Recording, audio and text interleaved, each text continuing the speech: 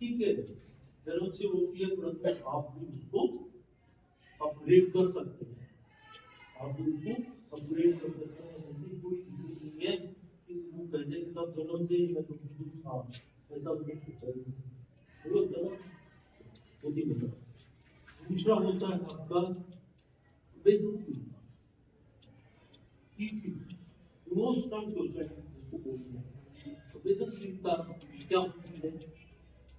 जैसे कहते हैं भावुक है, लोग कहते हैं रहते रहते हैं क्या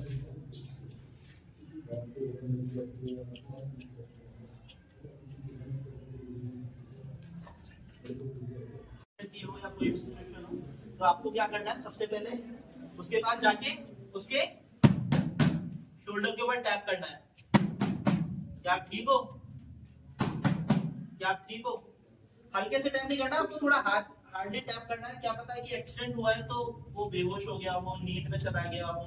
कई बार एक्सीडेंट होता है तो सदमे में ही चला जाता है आदमी, ठीक है, आंखें बंद करके लेट जाता है। करोगे तो अगर वो होश में है तो वो कुछ रिस्पॉन्स करेगा, ठीक है। अगर कोई रिस्पॉन्स नहीं है तो इसका मतलब है चांसेस है कि या तो वो बेहोश है या फिर जनरल फेफड़ों में काम करना। तो आप कैसे चेक करेंगे कि उसके हार्ट और लंग्स वर्क कर रहे हैं? हम लोग पहली चीज मेडिकल प्रोफेशनल नहीं है, पैरामेडिक नहीं है, डॉक्टर नहीं है, ठीक है। अगर आपने पल्स चेक करने में, आर्टरी चेक करने में टाइम वेस्ट कर दिया तो आपको जो बाद में जो टाइम मिलने वाला था वो नहीं मिल पाएगा, ठीक है।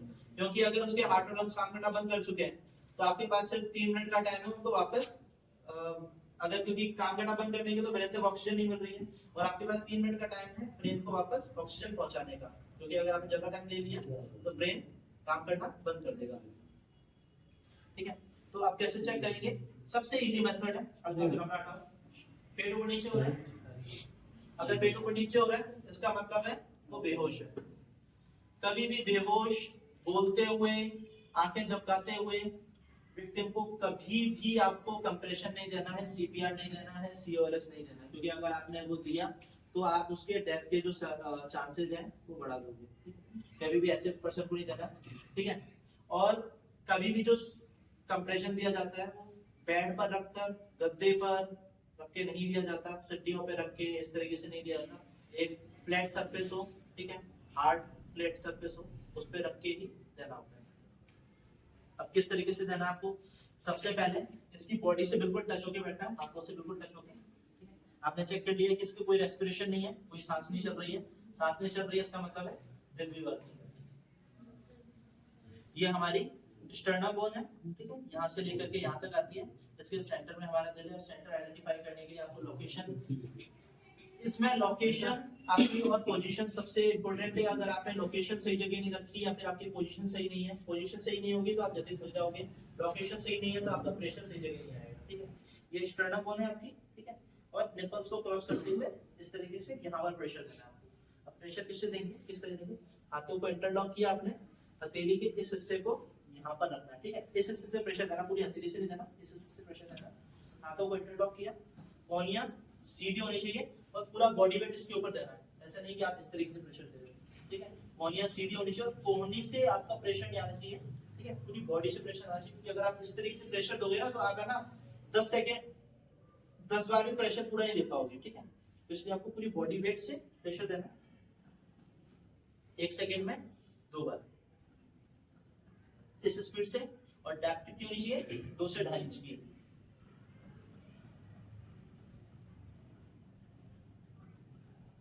और कब तक करना है ये? जब तक कि उसकी सांस ना आ जाए, वो हिलने ना लगे, कोई रिस्पॉन्ड ना आ जाए, तब तक आपको कंटिन्यूअसली करते रहना है। 30-30 के आपको 5 साइकिल्स देने हैं, यानी कि आपको कंटिन्यूअसली 150 बार कंप्रेशन देना है। 30 बार कंप्रेशन से ये मतलब नहीं कि 30 बार आपने कंप्रेशन दिया फिर आपको रोक गए, आपको कंटिन्यूअसली 150 बार कंप्रेशन देना है।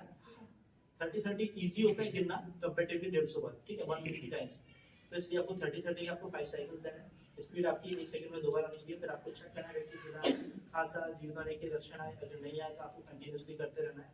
इन केस जब आप कंप्रेशन दे रहे हो तो सामने अगर कोई खड़ा है तो उसको बोलना है कि जैसे मैं कर रहा हूँ आप भी देखिए, क्योंकि आपको नहीं पता कि उसको जो सामने खड़ा है उसको ये सीपीआर जो आप दे रहे हो या सीओएल जो दे रहे हो आपको, आप उसको वो सामने जो खड़ा है पर्सन उसको आता है कि नहीं आता है। तो इसलिए आपको कहना है कि सामने जो भी खड़ा है आप भी देखिए, आपको भी करने की जरूरत पड़ेगी। क्योंकि जब आप कंप्रेशन देते हो तो इतनी ज्यादा स्ट्रेंथ लगती है कि पहलवान से पहलवान बंदा भी थक जाता है। इवन आर्मी के जो पर्सन्स होते हैं उनकी स्ट्रेंथ हम सभी जानते हैं अच्छी खासी होती है।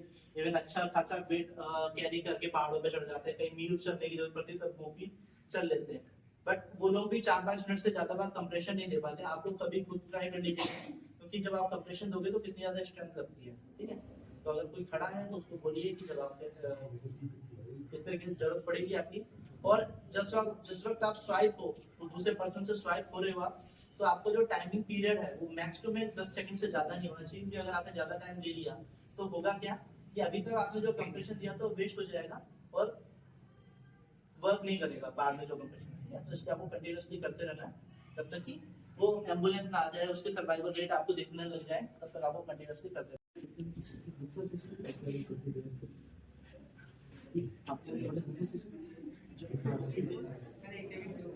रुकना नहीं है, छटके नहीं जाना। हमारा दिल इस तरीके से बीट करता है थोड़ी कि एक बार हाई गया फिर उसके बाद स्लो गया फिर उसके बाद हाई गया।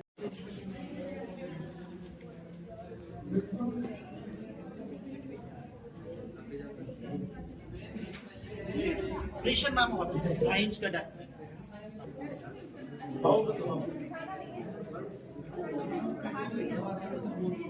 मैम इसके ऊपर झुक जाइए।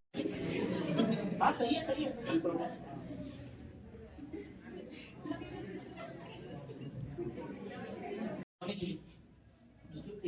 पूरा बॉडी पे सेंटर नहीं है, centre location centre centre plus